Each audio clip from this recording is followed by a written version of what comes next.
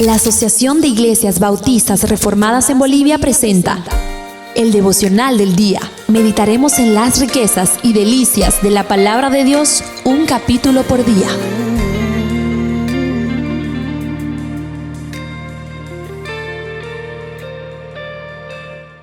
Job capítulo 3. Saludos, estimados oyentes. Tras 7 días de silencio con sus amigos, Job rompe el luto con un amargo lamento. Dice 3 cosas. Primero, maldice el día de su nacimiento. Segundo, se pregunta por qué no murió al nacer. Y tercero, cuestiona el sentido de la vida en su sufrimiento. En la primera cosa que dijo, él desea que el día de su nacimiento sea borrado del calendario. Invoca así a lo que maldicen los días para que oscurezcan esa fecha. En segundo lugar, él anhela haber fallecido en el vientre para descansar en el Seol, la morada de los muertos, donde los descansados reposan. En tercer lugar, cuestiona el sentido de la vida en su sufrimiento. ¿Por qué se da la luz que sufre él sin consuelo? Confiesa que su mayor terror se ha cumplido: pérdida, dolor y ausencia de paz. El grito desesperado de Job refleja la angustia humana ante el mal, pero también señala la necesidad de un redentor que dé sentido al sufrimiento. Cristo es la luz en las tinieblas del dolor, pero Job es una sombra. Clama: ¿por qué se da la luz al afligido, sintiéndose abandonado por Dios? Pero en Cristo, Él es la luz del mundo, que rompe las tinieblas del sufrimiento, Él que entró en nuestra oscuridad y promete: en el mundo tenéis aflicción, pero confiad en mí que yo he vencido al mundo. Juan 16:33. Segundo lugar, el gemido que encontró eco en la cruz. Job es una sombra.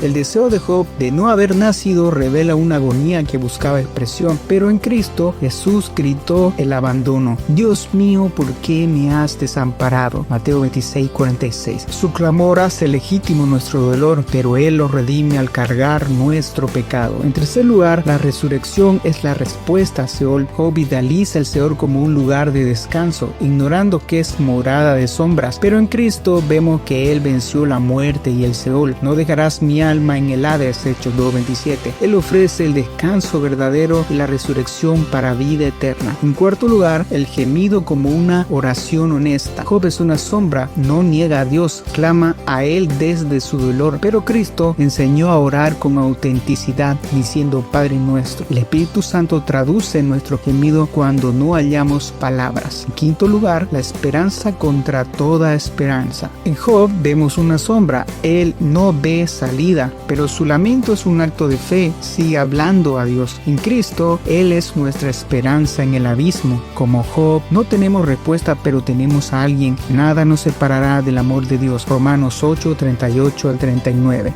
En conclusión, Job 3 nos muestra que el sufrimiento sin sentido exige un redentor, pero Cristo es la respuesta divina. Primero, como hombre de dolores, Él entiende nuestra angustia. Segundo, como vencedor, Él transforma nuestro lamento en cántico.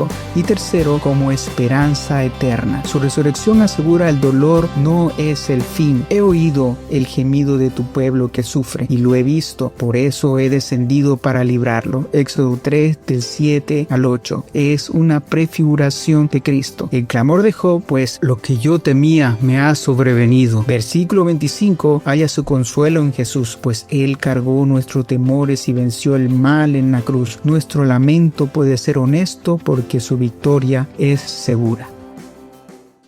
Gracias por acompañarnos en el devocional del día, presentado por la Asociación de Iglesias Bautistas Reformadas en Bolivia. Si deseas más información, búscanos en todas las redes sociales como Asociación de Iglesias Bautistas Reformadas en Bolivia. Que la gracia y la paz de nuestro Señor te acompañen.